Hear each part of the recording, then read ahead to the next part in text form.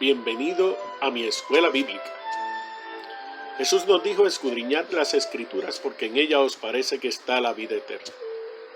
La escuela bíblica es el lugar donde doy mis primeros pasos a través de las Escrituras, las cuales me revelan a Dios el Padre, a Jesús como el Hijo de Dios y al Espíritu Santo, mi Consolador.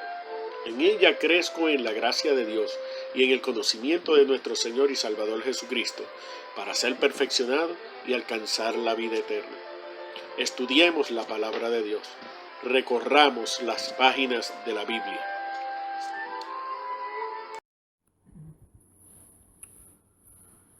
En este día tenemos la lección número 12, la iglesia, una comunidad sanadora. El tema de la unidad es la gracia y la gloria de Dios manifestada.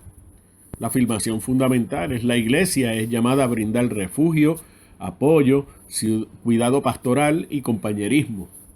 El versículo para meditar está en Santiago capítulo 5, verso 16, el cual dice: confesaos vuestras ofensas unos a otros y orad unos a otros para que seáis sanados. La oración eficaz del justo puede mucho.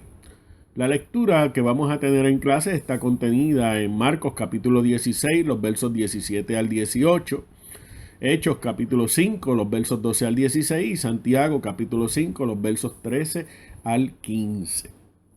Por lo tanto, en esta mañana queremos reflexionar sobre ese pasaje de Santiago. Una de las cosas que está afectando a nuestra sociedad es las enfermedades de carácter mental, de carácter espiritual, cosas que tienen que ver con el alma, con las emociones y los sentimientos que llevamos por dentro y que vamos acumulando a través de las diferentes experiencias que muchas veces pueden ser traumáticas o pueden desarrollar otros tipos de sentimientos como son la amargura en medio de nosotros. La palabra nos dice que para ese tipo de sanidad debemos de confesar nuestras ofensas, debemos de sacar ese sentimiento, debemos sacar del corazón aquellas cosas que nos están afectando, y por lo tanto nos llama a confesar nuestras ofensas, a orar los unos por los otros, buscando ese tipo de consolación para que entonces podamos ser sanados. Hasta que no haya ese momento de exteriorización en lo cual sacamos los resentimientos que muchas veces vamos acumulando a través de la vida y los expresamos, y entonces conseguimos no solamente el confesarlos, sino que nos arrepentimos de ellos y buscamos el perdón, no vamos a experimentar lo que es la verdadera sanidad interior. Y eso es de lo que nos está hablando el apóstol Santiago. La sanidad interior es la sanidad de nuestro espíritu y de nuestra alma, para poder entonces tener una mejor relación con Dios. Y esa relación la vamos a establecer a través de la oración. Por eso es que dice que la oración eficaz del justo puede mucho, en la cual entonces a través de la oración hablar con Dios es un diálogo con Dios donde nos asinceramos con Dios, experimentamos su misericordia, experimentamos su perdón y al mismo tiempo la restauración que Él vino a darnos. Que de eso se trata la sanidad, es un proceso de restaurar. La lección a continuación nos va a llevar entonces a reflexionar con respecto a este aspecto de la iglesia como una comunidad sanadora. Definamos dos conceptos básicos en la lección de hoy: el caso de la enfermedad y el caso de la sanidad. En cuanto a la enfermedad, vamos a definirla. La definimos como la alteración de la normalidad de cada individuo, ya sea física, emocional y espiritual. O sea que el hombre puede enfermarse o experimentar la enfermedad en cualquiera de las tres áreas de su naturaleza, que es el área espiritual, el área emocional y entonces el área física, hablando del espíritu, alma y cuerpo del ser humano. Recuerden que el hombre es una persona que es una trinidad. O sea, Dios formó al hombre del barro con sus manos, este es el cuerpo, sopló en él el aliento de vida, que es el espíritu, y a partir de la unión del espíritu con el cuerpo, el hombre vino a ser un alma viviente. Y entonces surge el alma. Hay quien pues piensa que son solamente dos, pero nosotros creemos que existe el alma, el cuerpo y el espíritu. Ahora bien, el origen está entrelazado con el pecado. O sea, a partir del momento en que el hombre pecó y desobedeció a Dios y violentó los mandamientos de Dios, la enfermedad vino a ser parte del proceso de la muerte. O sea, por eso es que Dios le había mencionado a Adán que en el momento en que comieras de este árbol, de cierto, ibas a morir. Entonces la muerte se va a manifestar en un proceso donde viene acompañado con la enfermedad. Ahora, ya sea por el deterioro o envejecimiento, o sea, el ser humano entonces empieza a envejecer, a deteriorarse. Las partes de nuestro cuerpo empiezan a gastarse a condiciones que podrían desarrollar por varias otras causas, como las que vamos a ver en el desarrollo de la humanidad, donde tenemos enfermedades que son hereditarias, condiciones hereditarias, situaciones que se contraen por otros medios, como son los casos de virus y bacterias, que es lo que estamos experimentando en este momento. Ahora bien, también la Biblia habla de la enfermedad en el sentido de que se puede observar como una prueba, castigo o juicio de parte de Dios dependiendo del caso. O sea, hay momentos donde Dios podría utilizar una enfermedad como una prueba o un castigo o un juicio, dependiendo de la desobediencia o el propósito de Dios para cada uno de nosotros. Muchas veces tenemos que hacernos la pregunta: ¿por qué sufre el justo? Gloria al nombre del Señor. Pero el proceso del sufrimiento nos acompaña desde que nacemos. Nosotros nacemos llorando. Y por lo tanto, entonces, en ese proceso de sufrir, gloria al nombre del Señor, Dios perfecciona nuestro carácter, Dios forma nuestro carácter, Dios forma nuestra personalidad, Dios nos permite madurar, crecer y poder ver los propósitos divinos. Muchas veces, pues, la enfermedad podría ser el caso de un castigo. Pues, tenemos el caso de Ezequías, que violentó la palabra del Señor, y en un momento dado, Dios entonces trajo una enfermedad sobre él. También puede ser el caso de un juicio de parte de Dios, como lo vamos a ver, lo hemos visto en el Antiguo Testamento. Pero en la Biblia también puede verse la enfermedad como una aflicción de parte de Satanás. O sea, Satanás puede afligir a través de sus demonios, espíritus inmundos, puede afligir al ser humano. Tenemos el caso de la mujer encorvada en el templo, a la cual Jesús enderezó, la cual estaba siendo afligida por un espíritu inmundo. Gloria al Señor, según el registro de la Biblia. Por lo tanto, entonces tenemos también en el caso de la enfermedad la operación o la manifestación de los poderes ocultos de las tinieblas. No es que todas las enfermedades vengan de parte de Satanás. No es que todas las enfermedades son castigo o juicio. Gloria al Señor. Pero hay que considerar todos estos aspectos, porque cuando vamos a buscar sanidad, gloria al nombre del Señor, tenemos que entender cuál es el origen para entonces buscar el remedio adecuado. Porque en la causa de pecado, gloria al nombre del Señor, en la causa de castigo y juicio, que es por causa de pecado, gloria al Señor, tenemos que buscar arrepentimiento. Gloria al nombre del Señor. Pero en el caso de una opresión de Satanás, gloria al Señor, tenemos que buscar liberación por parte del Espíritu Santo de Dios. En cuanto a la sanidad, gloria al Señor, se usan dos términos. Uno de ellos es terapeus e iomai, los cuales tienen la idea de restauración. O sea, la sanidad es un proceso de restauración. En el Nuevo Testamento se mencionan dos tipos de sanidad, que es la física y es la espiritual.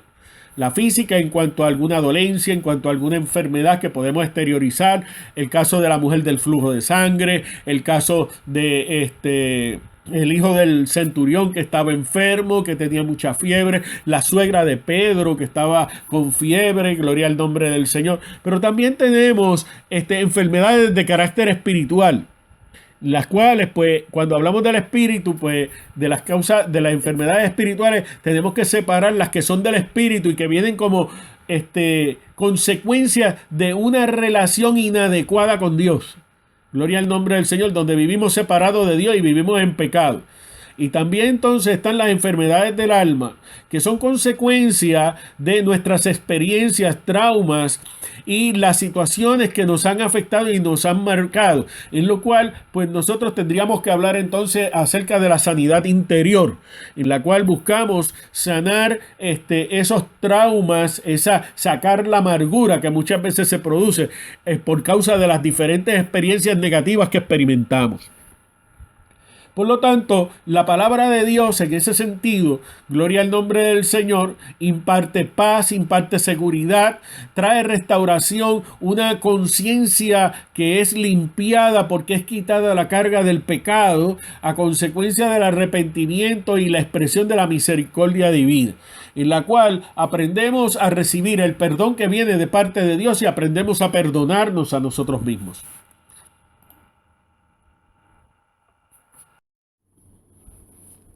Entramos a la primera parte de la lección de hoy, la cual nos habla de liberaciones y sanidad en el nombre de Jesús. Quiero tomar o quiero considerar antes de entrar al pasaje bíblico que tenemos, la porción de Lucas capítulo 4, verso 17 al 21, en el cual dice, y se le dio el libro del profeta Isaías, y habiendo abierto el libro, halló el lugar donde estaba escrito, el Espíritu del Señor está sobre mí, por cuanto me ha ungido para dar buenas nuevas a los pobres, me ha enviado a sanar a los quebrantados de corazón, a pregonar libertad a los cautivos y vista a los ciegos, a poner en libertad a los oprimidos, a predicar el año agradable del Señor. Y enrolló el libro, lo dio al ministro y se sentó, y los ojos de todos en la sinagoga estaban fijos en él, y comenzó a decirles, hoy se ha cumplido esta escritura delante de vosotros.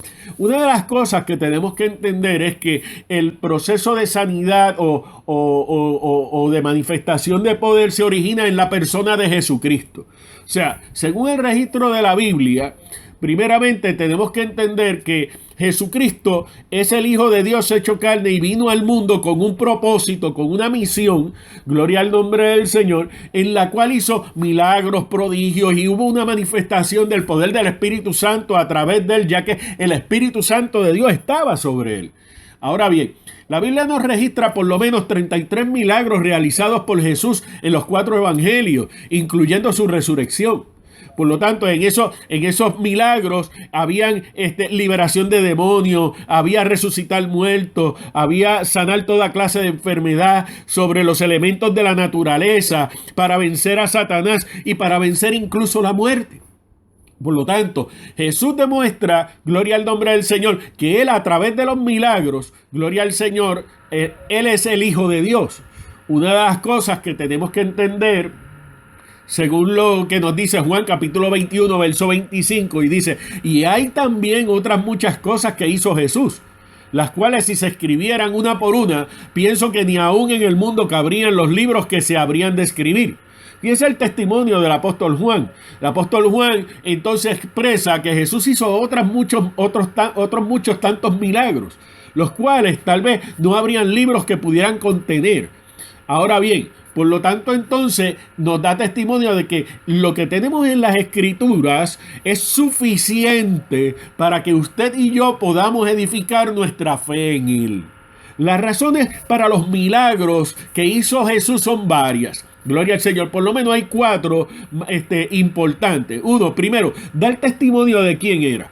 O sea, Jesús a través de los milagros, gloria al Señor, despertó la mente y la conciencia de la gente acerca de quién era Jesús, para que ellos pudieran entonces empezar a pensar en cuanto a quién verdaderamente Él. Por eso Él era. Por eso es que Jesús le dice a sus discípulos en un momento dado, ¿quién dice a la gente que soy yo? Y entonces los discípulos le dicen, unos dicen que tú eres un profeta, que eres Juan el Bautista, que eres un gran maestro, gloria al nombre del Señor. Y una de las cosas que va descubriendo, ¿verdad?, a través de los milagros que él hacía, era quién era él, gloria al nombre del Señor. Por lo tanto, en ese quién era él, la gente iba a descubrir que Jesús era el Mesías, que Jesús era el Cristo, gloria al Señor, y era también el Rey de Israel. Ahora bien, además de esa primera razón, tenemos el dar testimonio de que el Padre lo enviaba. Uno de los testimonios de Jesús, gloria al nombre del Señor, era que Él venía a hacer las obras de su Padre. Gloria al nombre del Señor. Por lo tanto, entonces, vamos a ver a un Jesús realizando milagros, vamos a ver a un Jesús realizando unas obras portentosas, manifestando el poder del Padre, manifestando la voluntad del Padre, la intención del Padre, dando a revelar al Padre. Además de eso, manifestaba la gloria de Dios. Aún podemos ver, gloria al Señor, que cuando le dieron la noticia de que Lázaro estaba enfermo, Él se retuvo y le dijo a sus discípulos: esta enfermedad no es para muerte, sino para que la gloria de Dios sea manifestada. Además de eso, tenemos como cuarta razón ayudar a los necesitados. La gente estaba siendo oprimida tanto en sus partes psíquicas como también en su parte física y en su parte espiritual. ¿Por qué? Porque el mundo está bajo el poder de Satanás. Y Cristo vino a deshacer las obras del diablo. Por esa razón, en ese momento Jesús vino a ayudar a los necesitados. Él ayudaba a los necesitados. La gente venía de diferentes ciudades trayendo a los enfermos. Y dice la palabra que todos eran sanados. Y donde quiera que Él llegaba, allí ocurría un milagro, ocurría algo grandioso. Había una manifestación del poder y la gracia de Dios. ¿Por qué razón? Porque una de las intenciones de Jesús era ayudar a la gente, era llegar a la gente. Era preocuparse por ellos, era levantarlos, era restaurarlos. Gloria al nombre del Señor. Y ahí es donde se manifiesta la gloria de Dios. Y una de las cosas que debemos de entender es que Jesús es la encarnación de Dios y Dios es amor. En ese amor de Dios, vamos a ver su misericordia, vamos a ver su compasión, aún viendo a esta humanidad como ovejas que no tienen pastor y que necesitan ese cuidado de parte del Señor.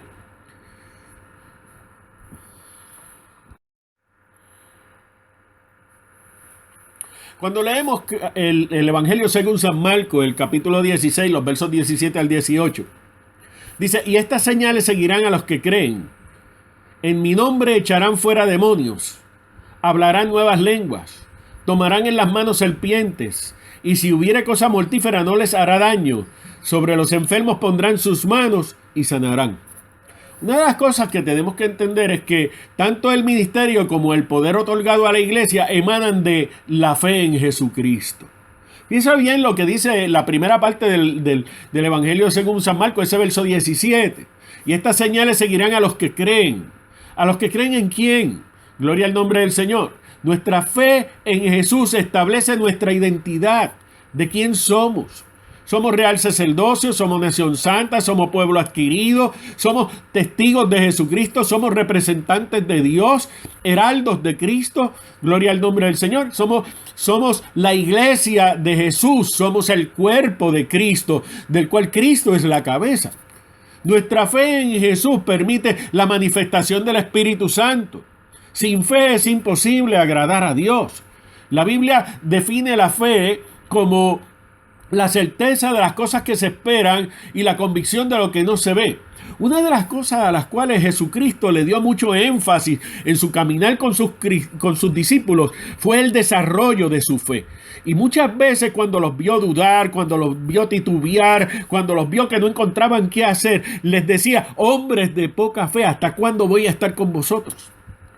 Fíjense que entonces Jesús esperaba que sus discípulos fueran aprendiendo el misterio, fueran aprendiendo el concepto de la fe, en el cual la fe estaba basada primeramente en la persona de Jesús, en la persona de Jesús como el Hijo de Dios, como el Cristo, como el Mesías.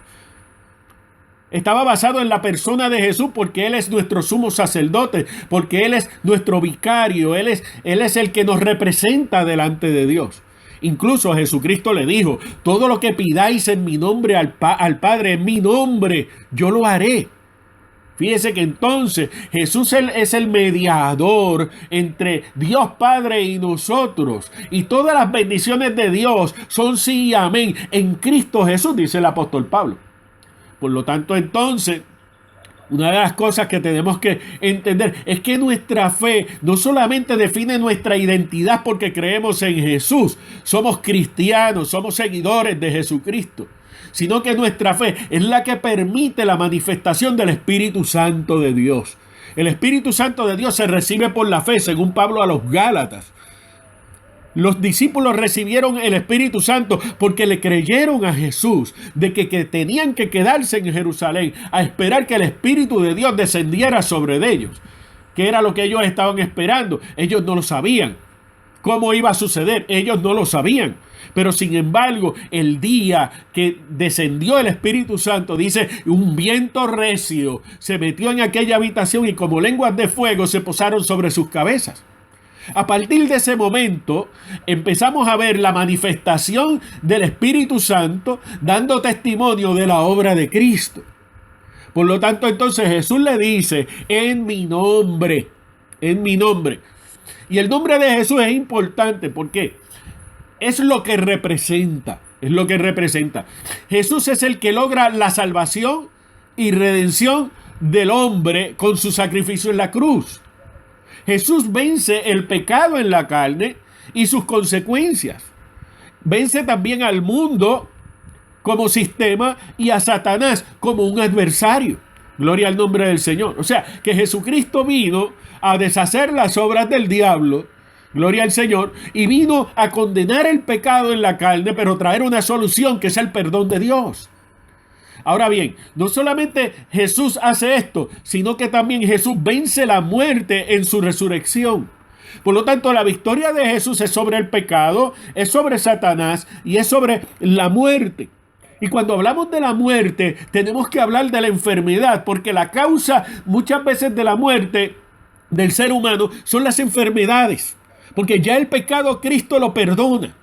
Gloria al Señor. Pero entonces el proceso de la enfermedad está enmarcado dentro de lo que es la muerte y aún incluso dentro de lo que es la salvación, porque la salvación nos habla de ser libertados, de ser redimidos.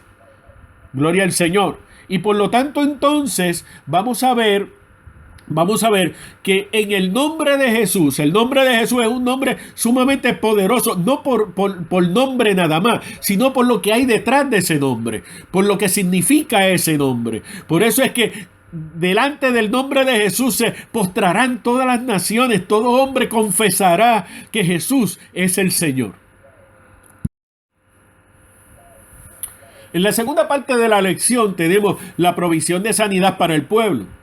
Y en esa primera sección tenemos ministrando en la autoridad de Cristo. Mire lo que dice Hechos capítulo 5, los versos 12 al 16. Y por la mano de los apóstoles se hacían muchas señales y prodigios en el pueblo, y estaban todos unánimes en el pórtico de Salomón. De los demás, ninguno se atrevía a juntarse con ellos, mas el pueblo los alababa grandemente. Juan capítulo 14, verso 12, quiero compartirlo con ustedes y dice, de cierto os digo, el que en mí cree, las obras que yo hago, él las hará también, y aún mayores hará porque yo voy al Padre. Una de las cosas que tenemos que entender con respecto a la iglesia es que la iglesia es una extensión de la misión y ministerio de Jesucristo. Óigame bien, es una extensión de la misión y ministerio de Jesucristo. Jesucristo comenzó con el aspecto de la salvación y de la redención a través de la cruz y el derramamiento de su sangre y su resurrección. Aleluya, estableció la forma, estableció el medio por medio del cual podemos ser salvos. Ahora bien, Jesucristo hizo también en medio de su sociedad unos cambios a través de la misión que llevaba. Y su misión era predicar el evangelio del reino. Y a través del predicar el evangelio del reino, que la gente creyera. La iglesia tiene que entender que es una extensión de esa misión. La predicación del evangelio para salvación. La palabra es la que produce la fe. La gente no puede tener fe en Dios si no escucha la palabra de Dios. La palabra de Dios es la que convence. Es la que nos convence de justicia, de juicio a través del Espíritu Santo. Gloria al Señor cuando la recibimos para proceder a un arrepentimiento y acercamiento a Dios. Es a través de la predicación que el hombre experimenta la salvación. Y es importante predicar a Jesucristo. Es importante anunciar a Jesucristo. Es importante enseñar la palabra de Dios y presentar a Cristo como el Hijo de Dios, como el Redentor del mundo, resucitado y a la diestra del Padre y que viene por segunda vez. Por lo tanto, entonces, la predicación del Evangelio es la misión de la iglesia. Pero la iglesia tiene también, además de esa misión, tiene el ministerio. La parte de ministrar. La iglesia es el recipiente de la gracia, es el recipiente del poder del Espíritu Santo. Por lo tanto, somos llamados a ministrar esa gracia en el poder del Espíritu. El Espíritu Santo no solamente nos impele a predicar, sino también nos lleva a ministrar por aquellos que están enfermos. Fíjense lo que dice el pasaje. Que por mano de los apóstoles se hacían muchas señales y prodigios en el pueblo. Antes de Pentecostés, estos no podían obrar de esta forma. Sin embargo, a partir del momento en que el Espíritu Santo de Dios vino sobre ellos, los capacitó, los llenó de su presencia, los llenó de su poder y comenzó a manifestarse a través de ellos. Nosotros simplemente somos vasos, pero somos vasos que debemos de permitir que Dios nos utilice. Gloria al nombre del Señor. Pero ese vaso tiene que limpiarse, ese vaso tiene que consagrarse, ese vaso tiene que permitir ser llenado por la presencia de Dios. De la manera que estaban todos unánimes en el pórtico de Salomón. En el pórtico de Salomón la iglesia se reunía y allí oraba, allí clamaba a Dios, allí compartían las escrituras, allí hacían, ¿verdad? Celebraban su culto en aquel entonces. Gloria al nombre del Señor. Por lo tanto, entonces, la iglesia debe buscar las cosas que la ayudan a tener comunión con Dios y a estar cerca de Dios para poder ministrar y al mismo tiempo llegar a la gente.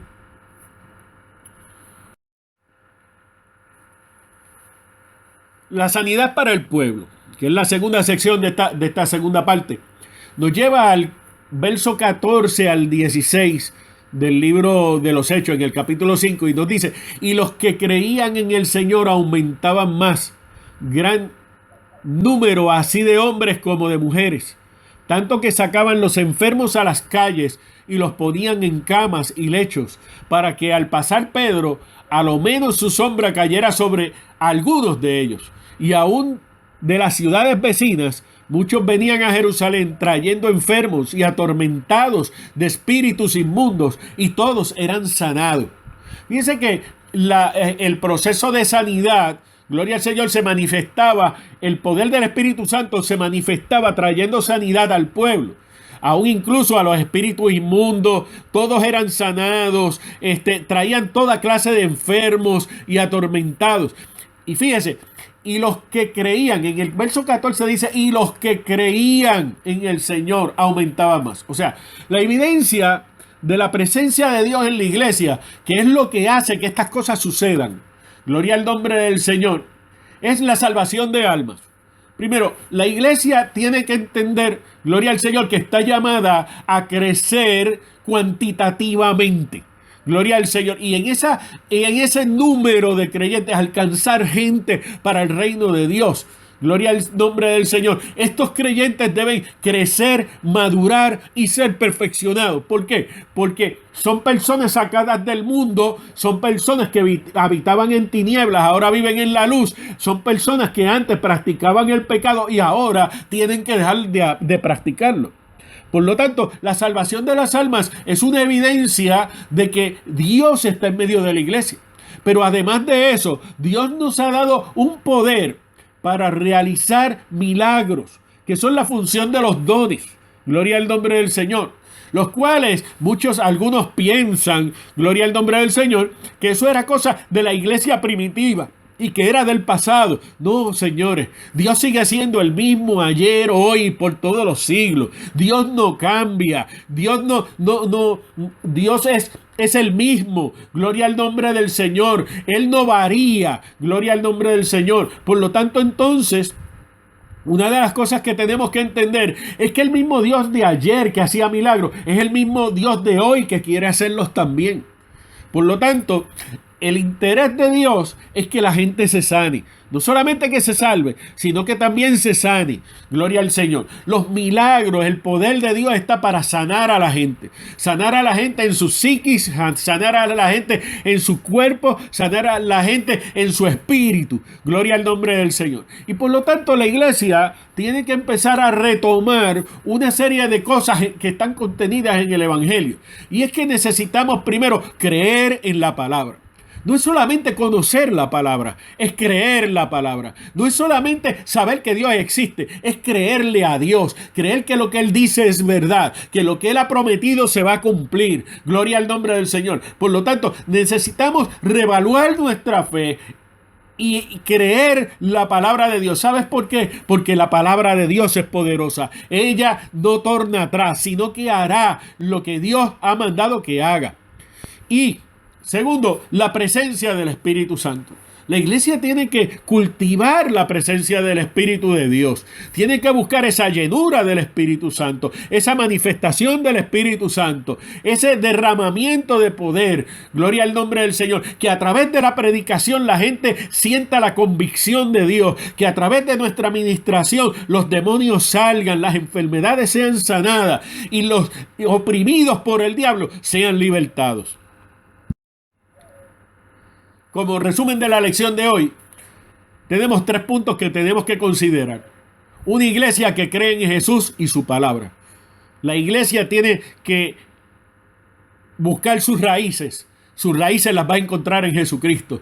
Tenemos que estar cimentados en Jesús, en la palabra del Señor. Tenemos que creer en esa palabra.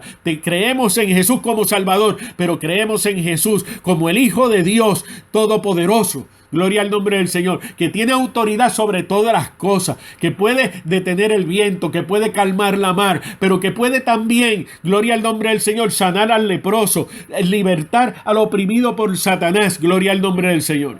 Segundo, una iglesia con la manifestación del Espíritu Santo. Gloria al Señor. Jesucristo fue fiel y enfático con sus discípulos en cuando le dijo: no se vayan de Jerusalén, no se muevan de Jerusalén hasta que venga sobre vosotros el Espíritu Santo y recibiréis poder y entonces me seréis testigos. Gloria al nombre del Señor. O sea, la iglesia necesita, gloria al Señor, esa presencia del Espíritu, esa manifestación del Espíritu, donde Pablo nos exhorta a ser llenos del Espíritu, a vivir en el Espíritu, a caminar en el Espíritu. Tercero, gloria al Señor, la iglesia cumplirá la misión de predicar y manifestará las señales de sanidad y milagros en la medida en que vive en una íntima y estrecha relación con el Dios al que nosotros servimos. Gloria al Señor. Yo no puedo hacer milagros, usted no puede hacerlo, pero Jesucristo puede hacerlo.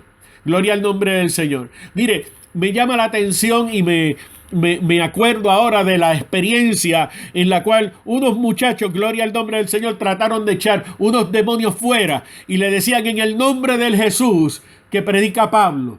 Y los demonios le contestaron para atrás y le decían: sabemos quién es Jesús, conocemos a Jesús. ¿Sabes por qué ellos conocían a Jesús? Porque ellos son ángeles caídos y ellos cayeron del cielo y saben quién es la segunda persona de la divinidad. Gloria al nombre del Señor. Y dijeron: y a Pablo, y de Pablo sabemos quién es. Gloria al Señor. Pero ¿y ustedes quiénes son? Fíjense que entonces esos muchachos no pudieron echar fuera ese demonio. ¿Por qué razón? Porque no creían en Jesús, no creían en su palabra, no tenían esa experiencia de vivencia. Gloria al Señor. Mire, la experiencia no se puede copiar, no se hereda. Gloria al nombre del Señor. La experiencia se tiene cuando nuestro corazón se derrama delante de la presencia del Señor. Tenemos que buscar esa manifestación del Espíritu y permitir que a través de nuestra vida, gloria al Señor, la misión de Jesús y la manifestación del Espíritu Santo se lleve a cabo a través de sanidad, de salvación y milagros. Dios les bendiga, Dios les guarde.